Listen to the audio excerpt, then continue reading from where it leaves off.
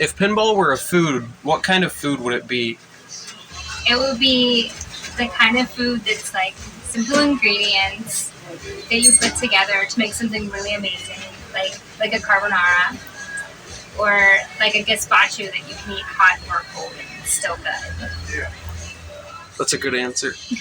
Good answer to a weird question.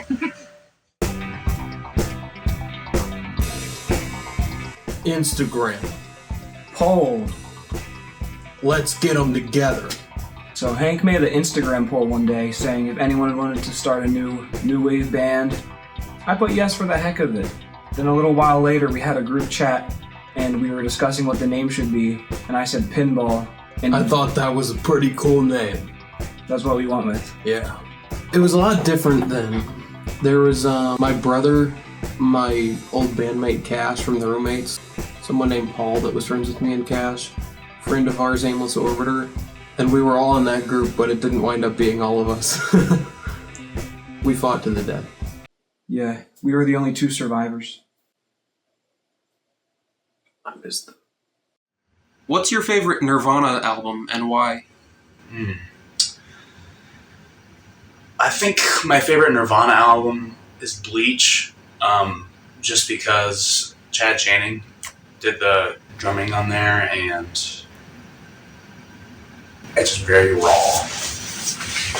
Chad Channing hits the drums hard as hell, but so does Dave Grohl, so I don't even know.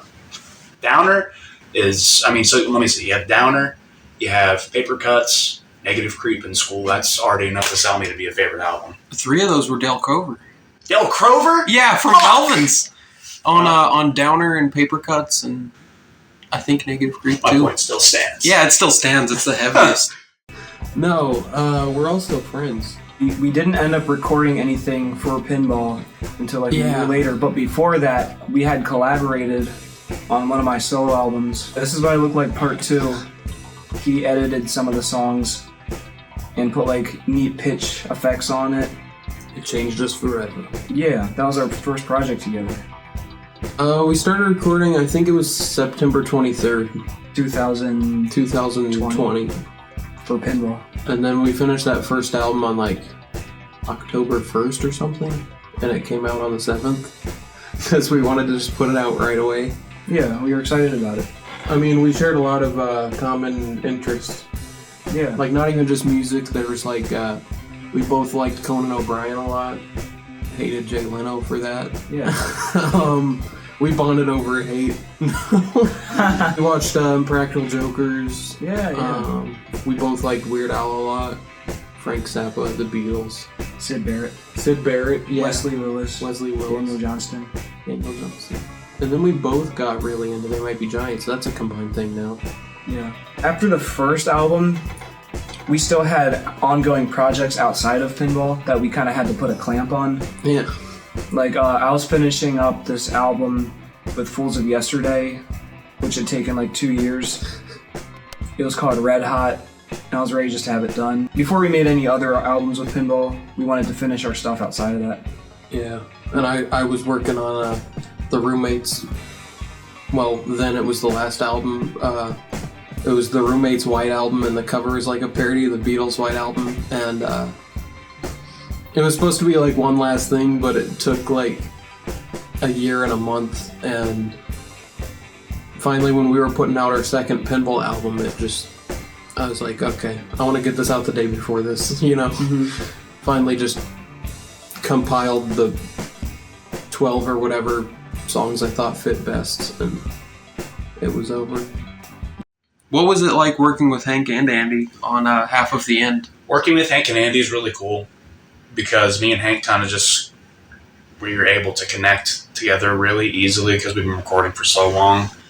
And Andy just made it a lot easier because he's really good at mixing, and he's a really solid drummer. Like, me and you were talking, and like, Andy's not a Neil Peart, but he can play a beat like steady. He reminds me of Ringo a little bit, just because of that. Friend of the band and former bandmate of mine, Ryan Spire, we were also working on this television show called Lightning Lounge. We had made a pilot, And we had most of the episodes done, but it just never got edited, so we just thought, screw it, we're not actually making it. Yeah, this really talented artist named Gary McMillan, well, we used a piece of his artwork for Forevermore, and we eventually used him for a lot of stuff. Yeah. We'll use his art for a lot of stuff. Yeah, he did a lot of great artwork. Yeah. I still want to collab more. Definitely. And, your former bandmates Ace and Cash are also on Forevermore, right? Yeah. Cash was on Good Buddy Best Friend. He played the acoustic guitar on there. And he did a good job with that. And Ace from the Dynamos, which was my first real thing, was he played the guitar on both versions of Always Wanted to Rock, which was actually a roommate's reject, kind of. Yeah, Forevermore has a few rejects from our old projects that we just finished up.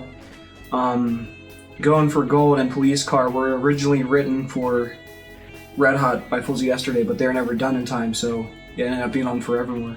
My friend Andrea was known as Gallery of Horrors at the time, and did the artwork for My Thunder. the single My Thunder, yeah. And Gary McMillan did the artwork for the single Trash Eating Slugs, which was this whole medley thing. And Emily drummed on Trash Eating Slugs on that whole medley, and also the song Yeah Yeah. And it's kind of funny because she was like, later on we had a couple of songs about slugs that had her drums on them, and she's like, oh yeah, it's nice that you're using my drums and it's fun to hear, but the slugs creep me out. I was like, oh.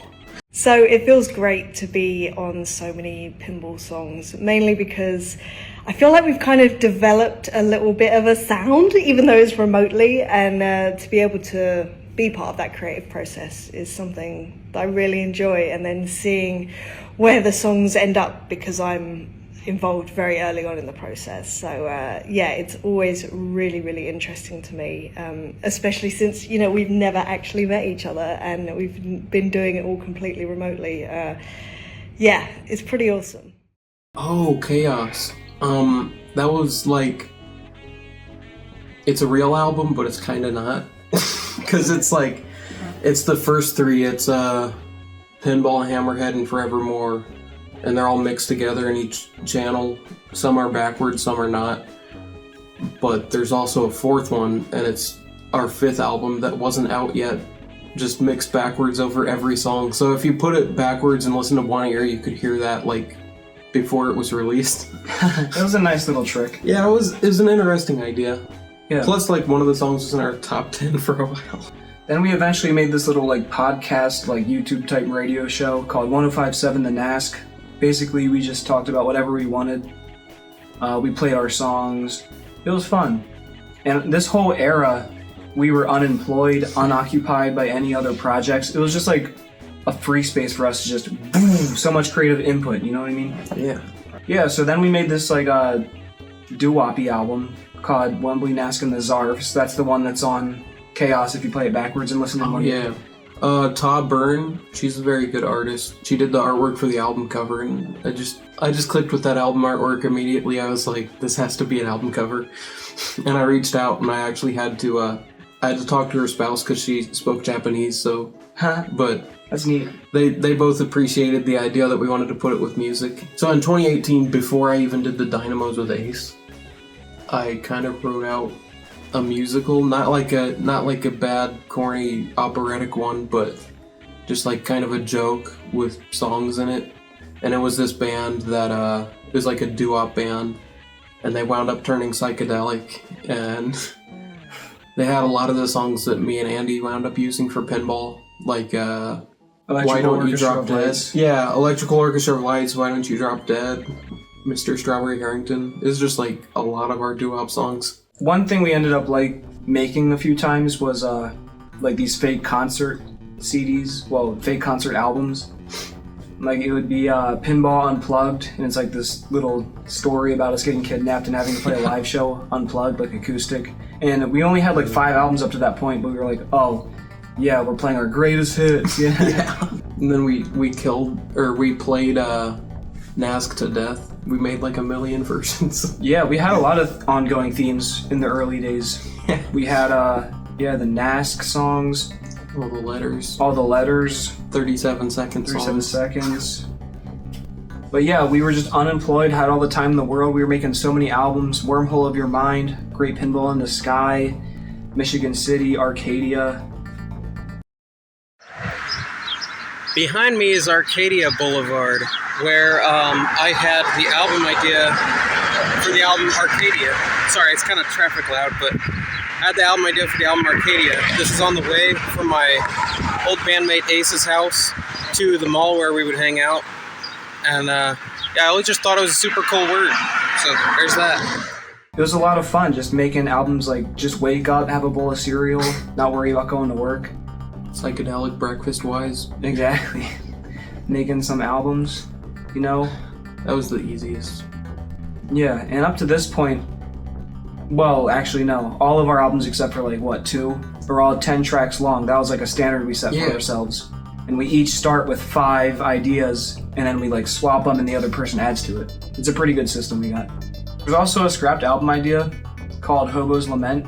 I don't remember what it turned into, but I had like artwork for it. It was like a big collage of artwork that Hank and I both made, and it got lost to history. But yeah, after Arcadia, the inevitable happened. We got jobs. Steve Jobs. Yeah. We had to change our names to Steve, become employed. We invented the iPhone. We were basically ended up spending all of our time at work. You know how it goes. Yeah. It was real hard to push out the next one. Yeah, we eventually came out with the real Pinball. I feel like all of our albums were kind of a step up from the last, but that one was kind of even with the 2 before it. Yeah. Because we were so preoccupied with the work. Yeah. And the whole real Pinball thing, that was kind of like this little campaign we had once we found out there were other bands with the same name. So we just thought it'd be funny if we acted all hostile and passive aggressive about it, like, no, we're the real Pinball. We're the real ones. We're the real Pinball. The real ones. So that like when you look up who's the real Pinball, and it shows that. Yeah.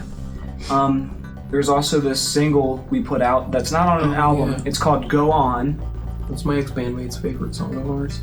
My favorite pinball song is between 2 songs, and I just have to say it's either Mountaintop or Go On. I pick Mountaintop just because I think it's like the most like fast and heavy song that you guys have, and it's just like has some really cool leads on it. You did the leads on it, didn't you?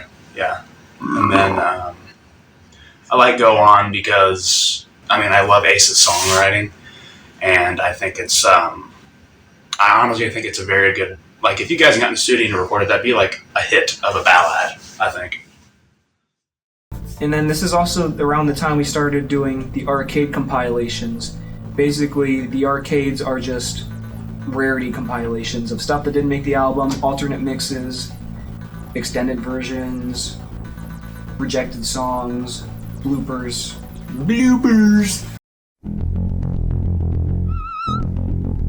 We interrupt your broadcast for breaking news! The Obnoxious album. The Obnoxious album, we kind of went back to the album title like 3 times, and it was like a completely different project every time. The first time, it was just supposed to be the most annoying thing that we could do. Mm-hmm. Just then the second time, it was like, we've already done that. And so we wanted to do an album of like audio sketches, and didn't we record? We recorded like 5 over call. And some of those are available on arcades. Yeah, we weren't really feeling that, especially after the real Pinball, because that kind of came out between us creating that idea, and so we just wound up making a completely different thing. Mm-hmm. But I think it's good the way it worked out because it was like the biggest step up to that point, I think. Definitely. The Obnoxious album kind of rocked. And then October 7th was coming up, and we thought, let's make another self-titled album for the anniversary of our first one. So we made Pinball 2, and we were like, this time let's make it a double album, 20 tracks instead of the usual 10. There's a bargain in every bag. So we make that, and it kind of just becomes our biggest thing up to that point. Yeah, it was kind of crazy. Like, we just recorded 20 songs and put it out as an album, and then like people were listening to it, and we had songs in our top ranked stuff on Spotify that had like thousands of plays, and like our listeners went up. Like we couldn't believe so it. Insane. We were like, we had nothing before that. What? Space. Time. Oh, continuum. This came out on the 3-year anniversary of the original Space-Time Continuum by the Dynamos, which was that our combined favorite, like, Dynamos album? Yeah. Yeah. So we were like, that'd be cool to cover the whole thing since we've covered so much of it already. Mm-hmm.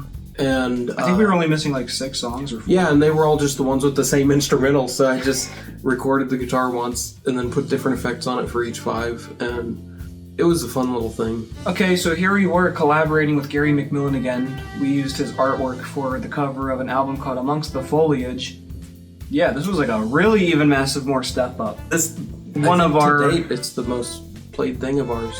Yeah, it's definitely one of our classics, must first listen to for newer listeners. It's a fan favorite. Yeah. Sure. I got this like old keyboard at like a flea market, and I use it on most of the tracks. It's this old Casio. But it was covered in fleas. It wasn't covered in fleas, but the batteries are super corroded and now it doesn't work anymore. This is also when we started collaborating with our good friend, Jamie. Jamie Undead! Yeah! Pinball is one of my favorite bands of all time. They mix many different musical styles, and you never know what to expect from each song, like I was just saying, as every one of them is a little different than the last. Excuse me, that coffee. Hank and Andy are very talented musicians, and they are maturing more and more with every record they make. Their lyrics can be serious, funny, witty, and abstract. Andy and Hank can also play multiple instruments, such as guitar, accordion, drums, and synthesizer. They can even beatbox and mix some hip-hop elements into their music, too. When Pinball plays their concerts, they change instruments throughout their performances. My favorite Pinball albums are Stapleton, Pinball 2, Pinball Mania, Amongst the Foliage, and Cool Dry Place. But I love all their records. Pinball has included me in some of their songs, which they have, and it's been awesome. Such as Darkness in the Sun, great song. Where am I at? And has done songs about me. They have also helped me get my music out there, which they definitely have, and have released my 2 albums on their label, Dynamo and Fry Records. I am also the most proud to call Hank and Andy my friends. You guys rock, and I am a pinball fan for life. And I am, man. This is just truly awesome, guys. I really appreciate it. Wow. I'm ecstatic. I don't know what to say. Like, this is awesome. He's super cool. Yeah, I would say he's our number 1 fan, number 1 support. A friend of mine since like 2018 too. Very funny guy too. Mm-hmm. He makes a lot of good YouTube videos too. Yeah, it's an honor to work with him. Mm-hmm. Yeah, it's good to know him. On Amongst the Foliage, we also collaborated with Sharite. She played this like cool electric. It was electric, right? Yeah. Electric violin on Zarftastic. Yeah, I distorted it. Yeah. It was very good. Mm-hmm. Working with pinball was a lot of fun. I got to play the violin on Zarftastic, which was a lot of fun for me since I don't actually normally play violin for a lot of the tracks that you see on Spotify and things like that. It was also really interesting just to see what choices that Pinball made, what melodies they liked, which ones they wanted to work with. So, always fun to see the creative process come to light. Around the same time as Amongst the Foliage, we were also interviewed on a little radio show called Melting Space Dreams. It's larger than life, actually. It is a really great radio show. Mm-hmm. A lot of cool music played on that, and it was an honor to be interviewed and have Darkness in the Sun debuted on that. So, what is your favorite piece of music so far that you've written? It doesn't have to be just with pinball, like, your entire discographies. Yeah. I think Andy should answer this one. Lay it out, Andy. Actually, I actually wrote the Star Spangled Banner, but it was under the pseudonym Francis Scott Key. Well, that's pretty awesome. That's definitely a worthy song. Most stuff. So, on top of jobs kind of getting in the way of our time to record, we had this big hiccup with our distributor Route Note. They started saying like a bunch of our songs, some of which didn't even have that many plays and stuff, were like streaming fraud and would like take down entire albums for songs, and we contacted them asking about it. They wouldn't cooperate. They wouldn't have any reason, and I was like, hey, neither of us did this. I don't know who did it, if it is the thing. And I actually tried re-uploading Amongst the Foliage, and they took it down like a couple of days later, and then we just wound up giving up and going over to DistroKid. But yeah, that took a big chunk of time to get past. We're kind of struggling here too, and that kind of makes it hard when we do have free time. So it was a difficult era, especially with like the Route Note stuff going on and with their jobs. Yeah. Too much at once. Too much at once. We tried to push out something after Amongst the Foliage, but it was like difficult to do. Route Note ripped us off, and then in the bottom it says like NBC ripped off Conan O'Brien, and basically it was a compilation of our biggest songs that Route Note took down. And I like uploaded that to DistroKid first, which was the biggest up yours to I can't believe you've been using that for this long now. Yeah, it feels like you just now switched to that. Yeah. But no, it's been longer ago. Wow. After Amongst the Foliage, we were like, okay, we're gonna make something really great now. And I thought it would be kind of funny, like after finally getting all these people listening to us, if we had an album called like We're Just Getting Started. I don't know. And then a picture of the Earth. It was clever. And this is one of my personal favorite pinball albums. I just like how it sounds. Like it's just weird edits and stuff. I don't think not that many people listened to We're Just Getting Started, did they? Only like 3 songs. Yeah, it wasn't as successful as Amongst the Foliage, but that's not what we're going after here. Yeah. It was successful here. I feel like it was unfair though, and it did affect it that Amongst the Foliage was down when this came up, so people like quit listening to us. Thanks, Route Note. Thank you, Route Note! So then we made an album called Attack of the Cats Up after that. This is 2022 now. This is Dog Talk. And we also had a little EP called Revenge of the Cats Up. And Emily's on that album a lot, right? On Attack of the Cats Up. I feel like she is. She's on that like 11-minute medley that we. Yeah. College is a scam. I broke 2 guitars recording that song. Yeah. Like I smashed them while recording it. Oh, Aimless Orbiter was also on Attack of the Cats Up, right? He did the whole instrumental for I'm a Burden, and then I just added that one guitar solo to it and sang over it. He's a cool guy to collaborate with. He's very, he kind of lets you do whatever you want. Seems to always enjoy the outcome of our stuff. Even though we were on Attack of the Cats Up, the popularity of Darkness in the Sun was still pretty big. Yeah. So we commissioned a really talented filmmaker, Anna Moscalator, to make a video for Darkness in the Sun. He did a real great job.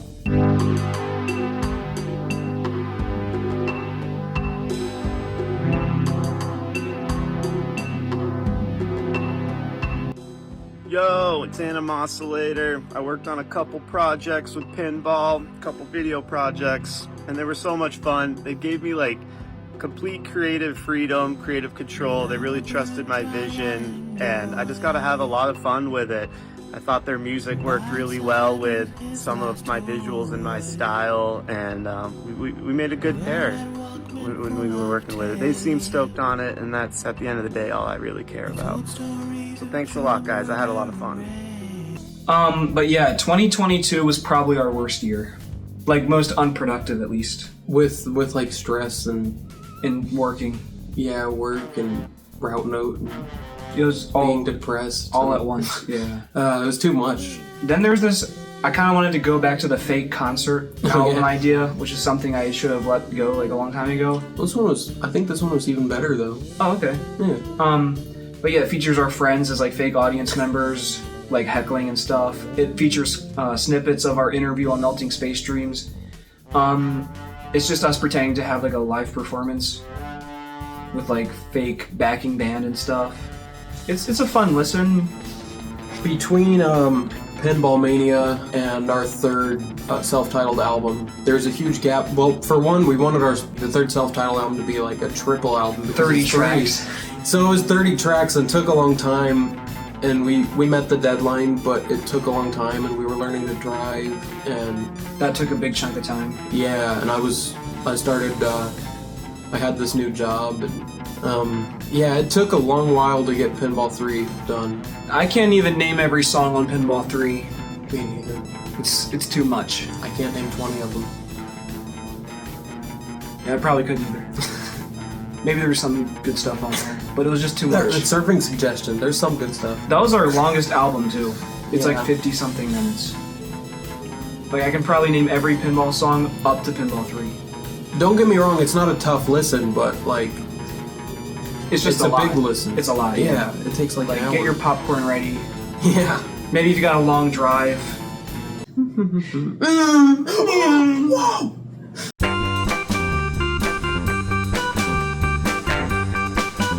Up to this point, our friendship was only on the internet. So, my friend and I, Ryan Spire, decided to give Hank a little surprise visit. Alright, we're on our way to Ohio to meet our friend. We've never met in real life before. We're driving 500 miles and we're about to be there. Alright, we're turning onto the road now. We hid in his garage, and his parents sent him to get something. Hank the Tank! Best friend will be the best till the end. Hank, what's up? This is weird. Hey, how you doing? It's really weird. Bro, It seems fake. wake up! How did you guys get over there? You drove. You drove before? Yeah. I had no idea. Wait, is this why you have me fall off? Yeah, duh. Oh, Yep. whoa. Yeah. 45 minutes. Oh, okay. Very freaked you out. Dude, are you happy? Yeah. So while we were at his house, we went to the mall, we went to the arcade, we drove around town. It was a lot of fun. But at the same time, we also recorded the next album, which was called Yard Work. The reason we called it Yard Work was because Hank's dad told him to get off work that day because he needed help with yard work. Yeah. So like, yeah, he really did have to do yard work. And Yard Work was this like multimedia project going on. We had like a movie of like the sessions of us recording it, because DJ M and Ryan Spire played drums and bass on it. Yeah, it had like a book of all the behind the scenes photos and stuff, whatever, us meeting. And it also came with a movie, and then it also came with the album, Yard Work.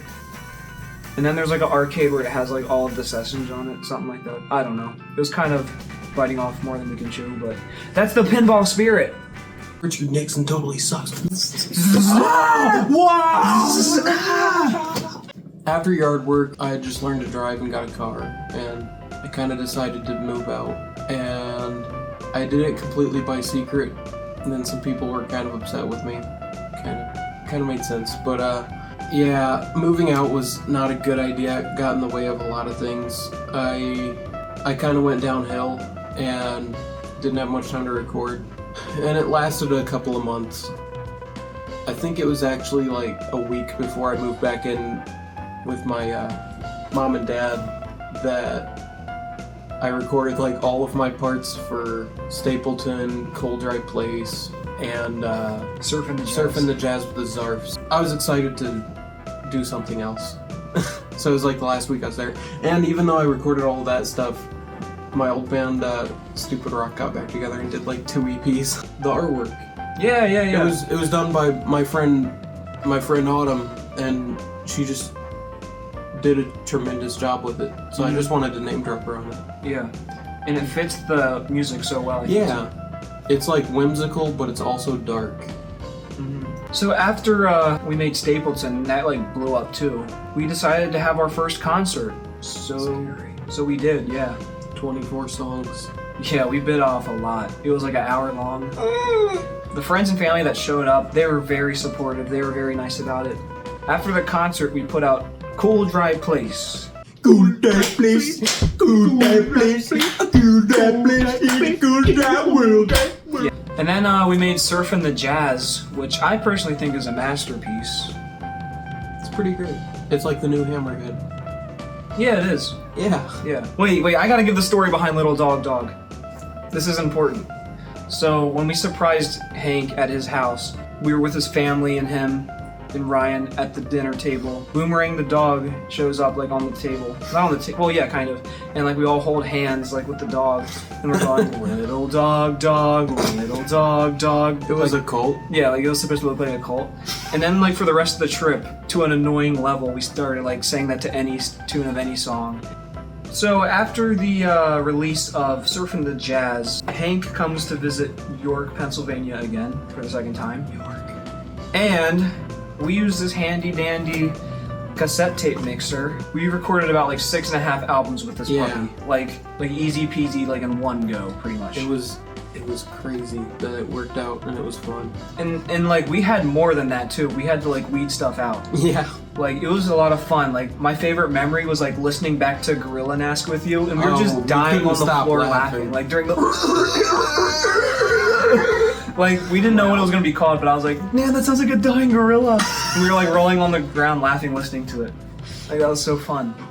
Yeah, we made all of those albums. Yeah. So behind me is the sign for Twin Creek, where the album title and the album cover for that album were taken. This is the only angle where I could get it without going into this guy's grass. So now you can see the top of my head. While we were together during that visit, we filmed season 3 of the show I used to do, Good Buddy Best Friend. Yeah, even though we finished all of those albums, or did all those albums, we also started one called Yakaside that was kind of supposed to be like Weezer. And well, it has a lot of vulnerable, honest, open lyrics, doesn't it? It does. In a way, Cool Dry Place was kind of like that for you too, wasn't it? Yeah, it was. Just a different style. It was a little angrier, like Elvis Costello when he was more like punk. With the organ and the... Yeah. Man. Oh, and Yakuside also features a lot of Emily Dolan Davies, which is very cool. It's a very I actually raw... hired her for 4 of them. Mm-hmm. It's a very raw and open album. It's cool. Yeah. So, do you know the thing that I love the most about the band Pinball is the fact that I've never met them, not in person. Me and Hank have been in touch for quite a while now, and we've sort of developed a friendship, which is really nice.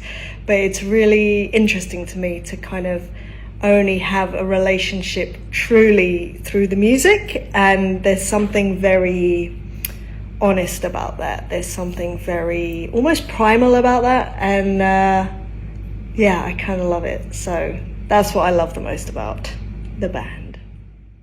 So then one day I'm at my grandma's house. I see she has like an A to Z baby dictionary, and I'm like, that'd be like the perfect size for us to make a book of like cataloging all of our adventures and all of our albums, some of our favorite lyrics, behind the scenes photos, stuff like that. Here's like a quick example of what it looks inside. Like it has like promotional pictures, behind the scenes photo, track listing, information, release date, album art. It'll have like our favorite lyrics. It'll have like little quotes from both of us talking about what we thought of stuff. So what do you think of the band Pinball? Pinball, they're okay. They're not as good as they were years ago when I was with them, but they're good. How good? 4 out of 10. Oh, all right. So what was your favorite collaboration with the band back when you were in it? My favorite collaboration with the band was probably when we did the song Flaming Zebras. Oh, right. I don't remember that one. You should. It was good.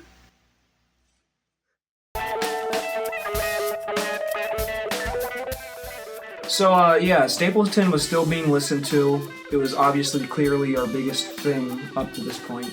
Hank, let me just talk about Hank for a second. He is so hardworking when it comes to like getting our music out there. He's doing all the business for us. He's phoning up the record stores. He's getting S done. That's all I gotta say. If there was no Hank, Pinball would still be... Well, Pinball would still be a group chat if it weren't for Hank. That's all I'm saying. And it was a cool record. How would you describe the album Stapleton?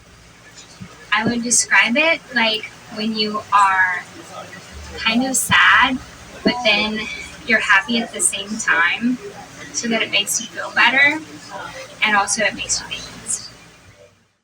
And I got it like $98 cheaper than other people do. Because it was recycled vinyl, which made it like cranberry sauce colored, and it's real cool. Oh, cranberry! Oh, real quick, let's talk about this guy. Our little logo for Dynamo and Fry Records. Yeah, Buddy Nass. It's like our apple in the center. Yeah, it was this like little clay figurine that you bought at a thrift store a long time ago, right? Yeah. See, that's what he looks like. Little... Now sold in all Wendy's. That'd be so cool. That would be pretty darn cool, city boy. One time, I had a dream that I went to like a theme park with my friend Johnny, and like this was the logo for the theme park, and we were like, no, we're gonna get sued, but luckily it was just a dream.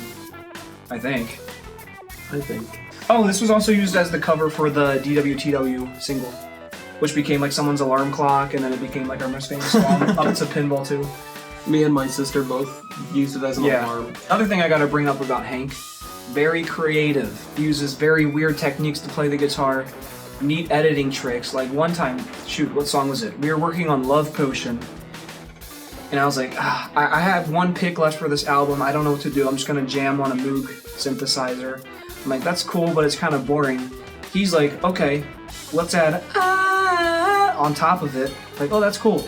Then he takes the whole project, speeds it up, adds like, I don't know what you added to it, but you put it at the beginning of the song, so it's like who thinks of that? Yeah. Who would think to do that? That's genius, man. There's a movie theater around where I live called Inglewood Cinema. They're very nice people. Believe me, they're nice people. They're very nice people.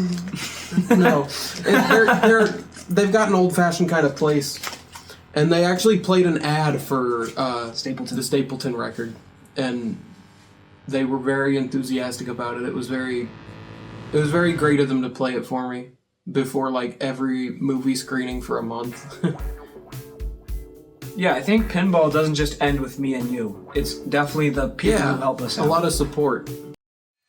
What's it like being the official record store of Pinball and Brainiac?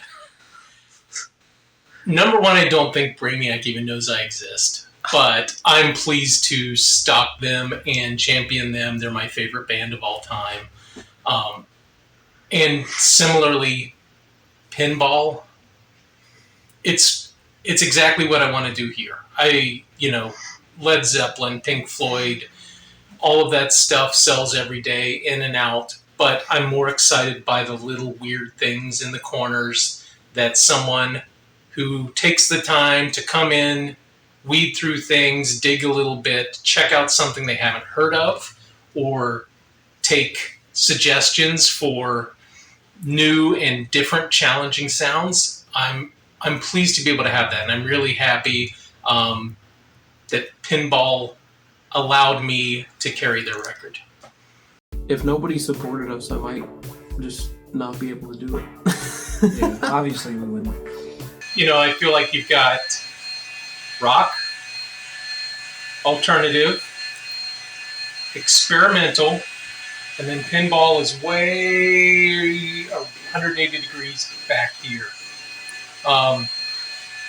I feel like it's the kind of thing that even Frank Zappa would have to sit back and say, think about this for a minute. I don't know how to describe to anyone who picks it up and looks at it, other than it's not like anything you've ever heard. It's funny, but at the same time makes you sit and wonder what went into this song. What was the thought process? Was this planned? Is there a story? So definitely music you have to work at. You don't just sit and listen in the background. But I think it's rewarding, and I think it's exciting. And I think the name Pinball it actually ended up being really fitting, because every album you don't know what's next. It's like bouncing around like a pinball machine. In stores now. It could be a grunge song and then like synth pop and then like a progressive 7-minute thing. All on the same song. Yeah. The artist Anna Moscolator, the video artist, who worked on Darkness in the Sun, made a video for us for Darkness of the Moon. Yeah. And I think it might even be a cooler video. I agree. Like, he incorporated us into it. Oh, but I think the way our dynamic works, in my opinion, I kind of have the boring, like, chords and stuff, you know. I kind of know how to do that. So if Hank has an idea, he has like a vocal melody, which he's really good at coming up with vocal melodies. Like, he can just pull them out of space. Well, not just vocal melodies, any kind of melody. One. Yeah, for example. But he'll give me that, but he's like, I don't know how to put chords on this. Yeah. So then I'll add chords to it, and then he'll add like weird stuff to it. And it's just perfect. It's like a good dynamic. The next album is called Pinball Need to Tone It Down, but I don't think we have to talk about that. Yeah, it's just noise. It's just each track is a tone.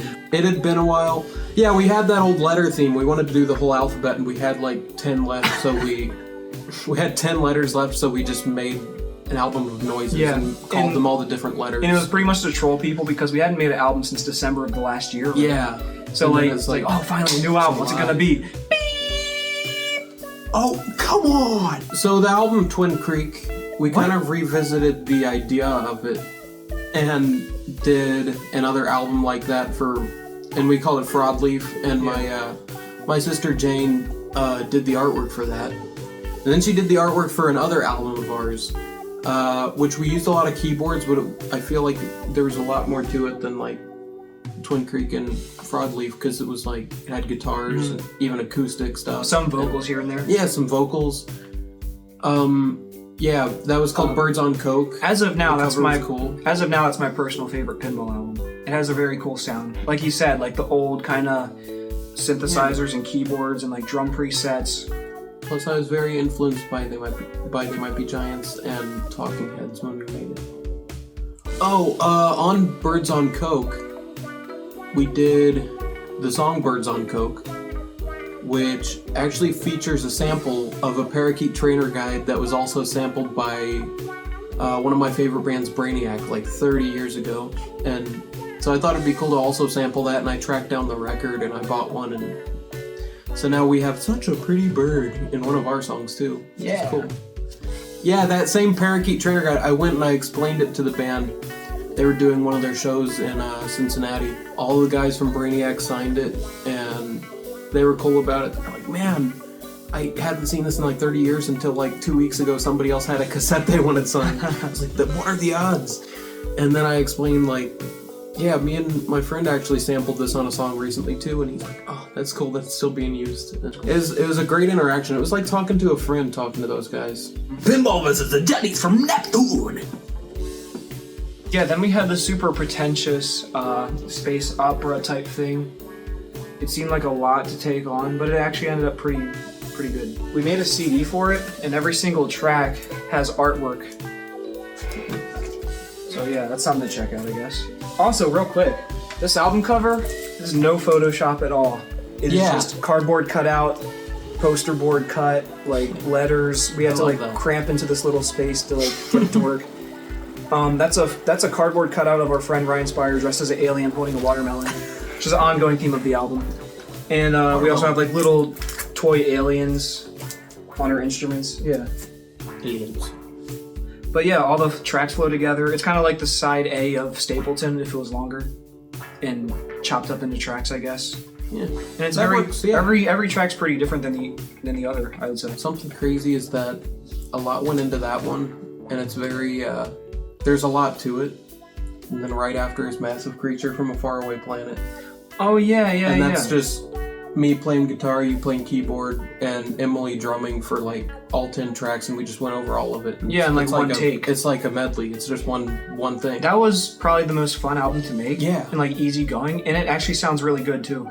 Yeah, I agree. It's Zappa-esque. Yeah, and I kind of feel like it's like an unofficial sequel to Jellies. It has a song on it that we called Pinball versus the Jellies from Neptune. Just to confuse people. Yeah. We tried to do a lot of progressive stuff with this one, and it worked out. Yeah, it's cool. Peanut butter and jelly. One of the songs Hank plays the squeaky seat on. That's pretty cool. It's going. Also, during this time, we were referencing the whole doo-doo-doo-doo-doo. So that appears on the album a couple times. Yeah. Again, artwork done by Autumn, right? So since the dawn of time, our very first album, before making that, we wanted to make a cover EP, or a cover album. We wound up doing this, and the covers are actually... Yeah, we finally got around to doing a cover EP. We thought an EP would just be shorter and not as much effort. Yeah. It's like covers of people who really influenced us, like Daniel Johnston, Elvis Costello, Weird Al, and Pork and Beans by Weezer. That song specifically, not the band. Just that song and their first 2 albums. Those influenced us a lot. So yeah, we made that cool EP. I had a lot of fun with that. Yeah.